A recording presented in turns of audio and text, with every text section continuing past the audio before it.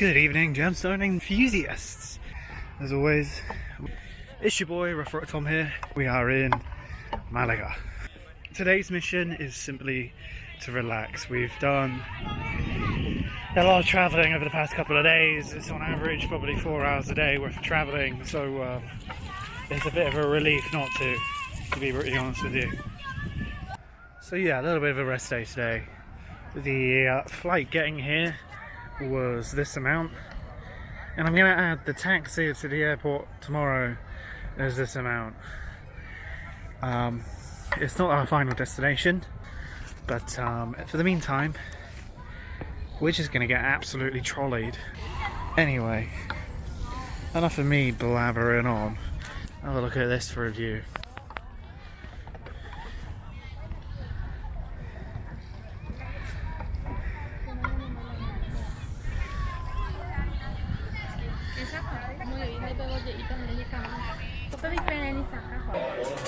Alright, so burger, hot dog and that, it was like, I don't know, €10.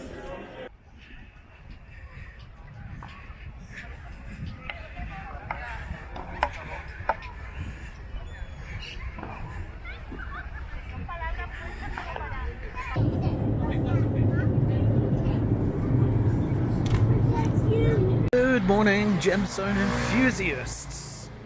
It's your boy, Rough Rock Tom here, back with another video. We are in the fabulous capital city of Spain, Madrid, and today we've got quite a schedule ahead of us. Actually, it's 25 degrees, so not too hot, not too cold. And again, it's part of the series of would you rather go to a festival or spend your money on a holiday? Well, this is our final destination of that said trip. We do actually have an action-packed day today, so we're going to see as many crystals as we can. As always, I'm going to start off with a museum. I am shattered. Lots of walking, lots and lots of walking. My poor old blistered feet, I tell you. Oh, I see a lovely bench with my name on it even. Can I do it? Oh, that's a lovely bench. Alright, let's get back up, fuck it. A couple of crystal shops in Madrid, actually, quite a few, to be fair. More than what you'd, well, more than a few capitals, let's put it that way. Tonight's accommodation is a little bit different, so I'll show you that, but it's, yeah, quite an experience, I'm going to say. Very, very, very cheap. I love it. So before we've even stepped into the museum, we've just got your lot of different rocks outside. This is what we love to see. You can see quartz vein running all the way through. Very nice milky quartz. Wow, all locally sourced, I'd imagine. Feldspar. No, tiene cosas que brillan. Pero no creo que dejen aquí una piedra. But yeah, nice little display this. Some more basalt. Nice basalt. This was in Giant's Causeway in Ireland. Very famous for having its basalts. But yeah, cool. I like that. That's a very nice little addition. Free of charge as well. I haven't even entered the museum yet, and they have these outside, so I see good times ahead. Let's put it that way.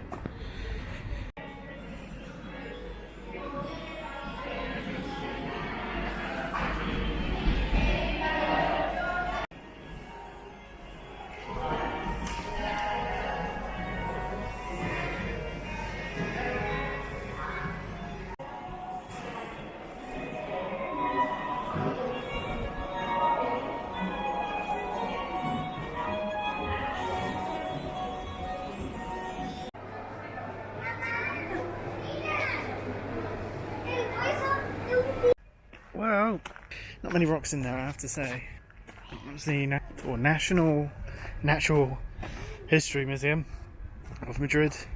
I think there was more rocks on the outside of the museum than actually on the inside of the museum, which is a first for me, actually. Oh, have I entered some sort of like maze? I think I have. Right, I'm going to keep to the road. don't know if I really enjoyed that or not, to be honest with you. It was a bit bad. Yeah, I'm sure that it was, you know, very interesting, but not much in terms of the rock. So we're just around the corner from the Geology Museum. And usually I sort of film going on the inside of these museums, but I walked past this museum and I noticed that they've got a guard on the front, so I just feel like it would be a little bit inappropriate for me to start flashing the camera around. I think this one's free as well. My last museum was €2.50.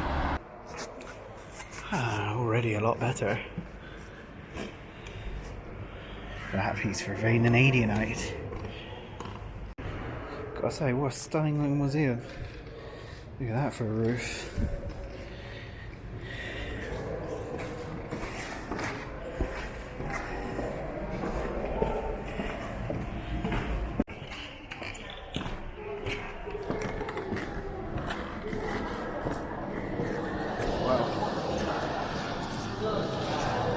Look at that for a big piece of amber up here.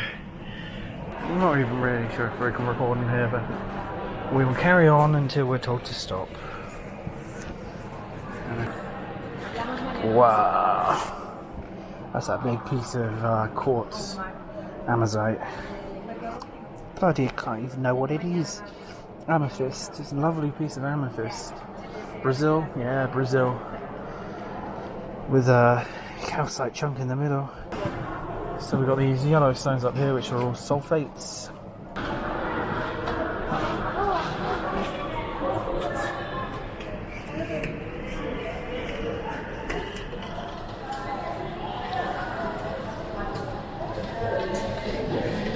Oh, look at that piece of rutile right there, right in the middle.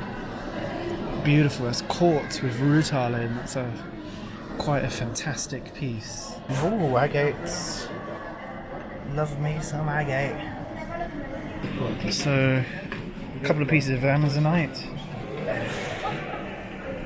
Oh, and a lovely piece of labradorite at the top there. I can't really see it. Wow. Look at that stidbite. It's fantastic. Look at that. From India. Yeah, not surprised. It's a zeolite. So, stidbites and zeolites. Oh, and some more. So we've got oconite on the top there. This one here, oconite. All of them look like they're Indian, yeah. Indian. Wow.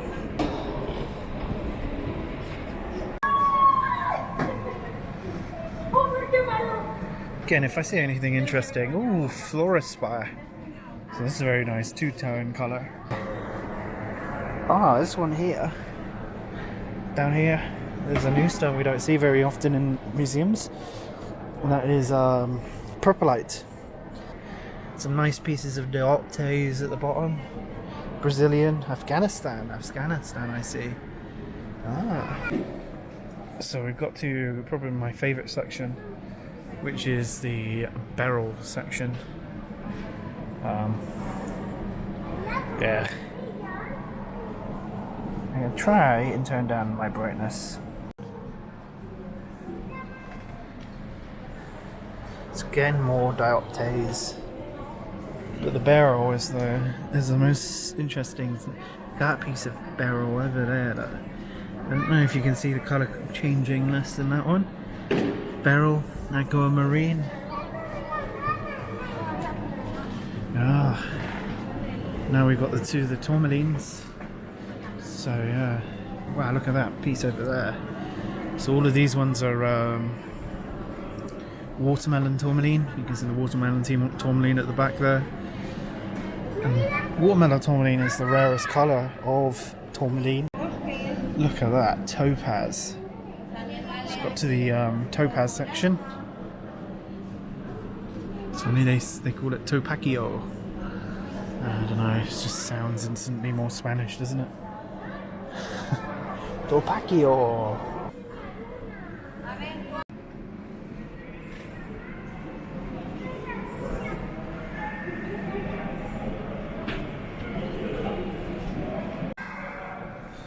So we've got some orphanites. is very nice. The yellow in the wolfenite is actually the sulfur. It's the sulfur that's making that lovely sort of colour pop out. Some calcites at the bottom.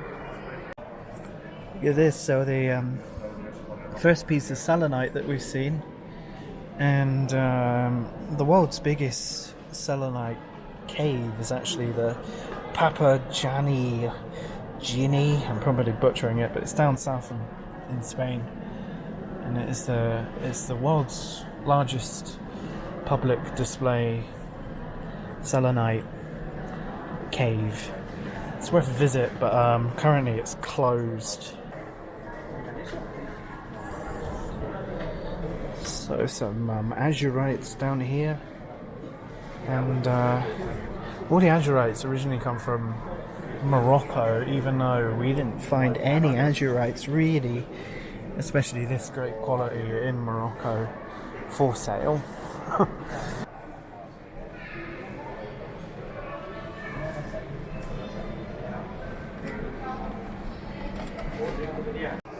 Wow, look at that. And again, my camera's not going to pick for scale, but that's the size of my hand. It is huge. So these are some of our emeralds, or rubies, sorry, ruby, not emeralds. I'm sure we will get to the emeralds, but they're ruby. A lot of these come from India, so these tiny pieces up here, India, Sri Lanka, Tanzania, although Tanzania seems to have a lot, and I'm always a little bit wary about saying stuff from Tanzania, and I'm sure they're not actually from Tanzania. Usually all the Tanzanian stones actually come from the Congo, but for corruption reasons they don't like to call it the Congo. So we're in the cabinet of fluorites. And there's not really a lot I can say about fluorites, apart from a lot of it comes from China as well. It's naturally cubonic in shape because of its chemical structure. And low quality is usually you can't see through it. And that's how you can tell a good piece of fluorite from a bad piece of fluorite. So for example, these sort of opaque ones over here, they'd be worth more value than, say, the dark green one over here. But again, see, China. Always China. Fluorite tends to always come from sort of the northern regions of China.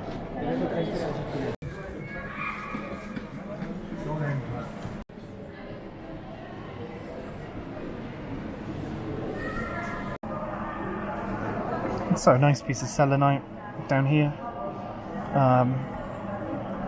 Oh, it's blue celestine.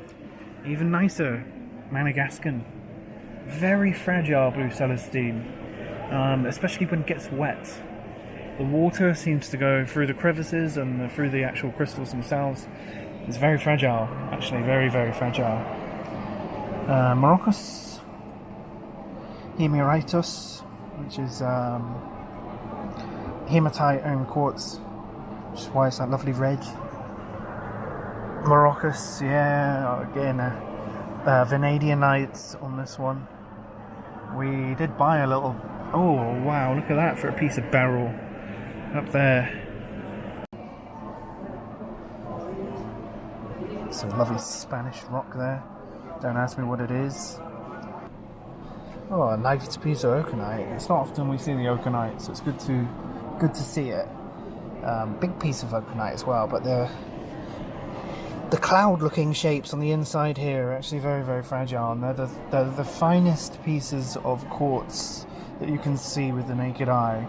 But as such, they're very brittle, so the moment you touch it is the moment that the silica comes away from it. And it can actually be very dangerous. This is what the miners in India dread to see, because the silica dust. So we've got gypsum on the top there. We know it in England as desert rose. They know it where they dig it, which is in the desert, which is mainly North Africa or Sub-Saharan Africa. but mainly North Africa. They know it more as desert flower. This one's from Spain, so yeah, there we go. You can tell the ones, actually, it's a little bit of a different colour. So the North African ones are more of like a darker red, and that's because of the higher concentration of the iron that's in the soil, or in the sand, or in the earth, whichever you prefer. So a beautiful piece of fluorite. You can tell that it's not Chinese because it's a little bit darker. This one's actually from Illinois, USA. But yeah, USA fluorite tends to be a lot more darker in the purple. You'll find that the Chinese stuff, which we will see, which is also American, but the Chinese stuff normally is more blues and more greens. So another geode from Brazil. And what I find interesting about the Brazilian geodes is, so all this black that's around the geode isn't actually its original colour. It's a white normally. It normally comes into like a white rock, and the black that you see is a tar that they paint over the rock, over the outside of the geode. And what that paint does essentially is gives it a little bit more strength, so it's easier to transport. But it's like a tar that they put over it. In fact, you can sort of see it in this corner where they've gone over with a tar. But a lot of the times as well, if you get the cheaper sort of geodes from Brazil, some of the tar will be on the actual quartz they've cut already, and so usually they use like an acid to break down that tar. But the process of doing it, sometimes good, sometimes bad, depends on how much you're paying, basically. So fluorite from Spain. So just asked the lady, and she actually pointed, very nice lady. I asked if they had any tektites. Get my words.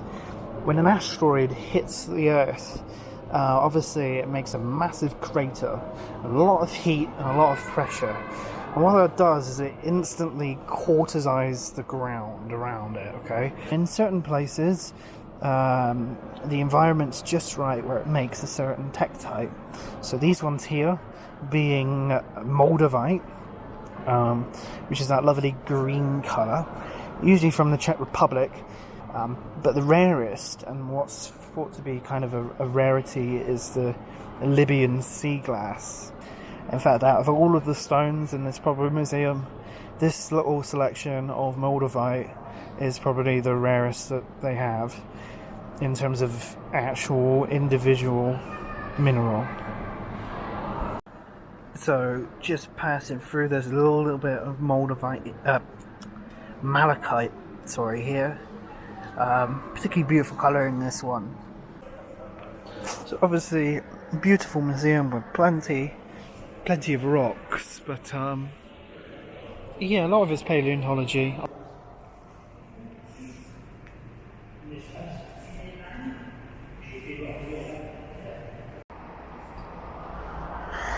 Absolutely giant piece of amethyst. I mean, that is absolutely huge.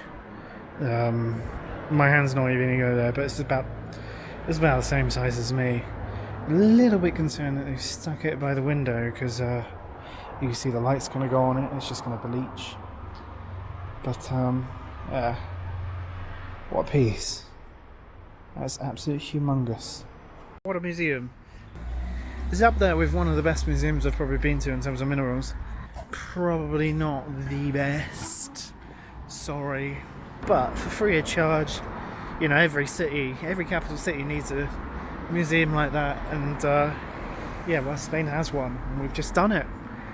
On to the next place then.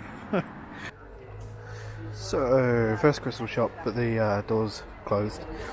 The guy's in there, but they just won't allow me in, so we're here outside admiring his pretty stuff.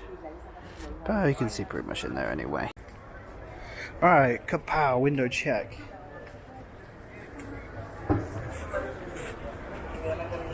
Oh, sorry. Hiya.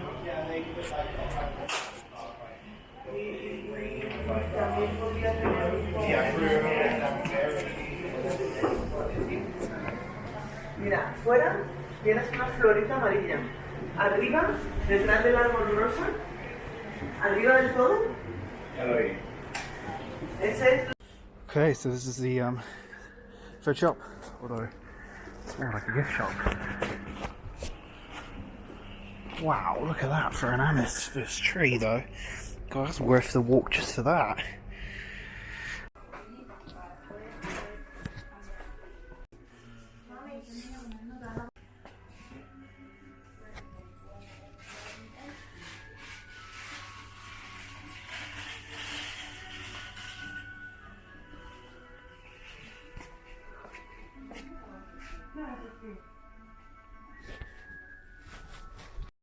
And that concludes typical. Just when you start to record.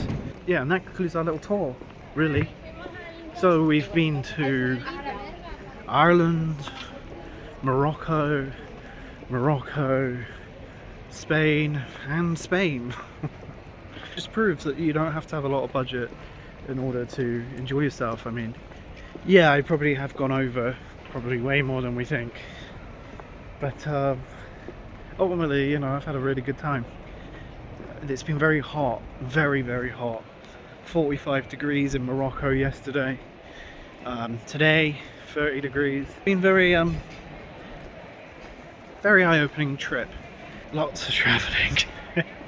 Lots and lots of traveling.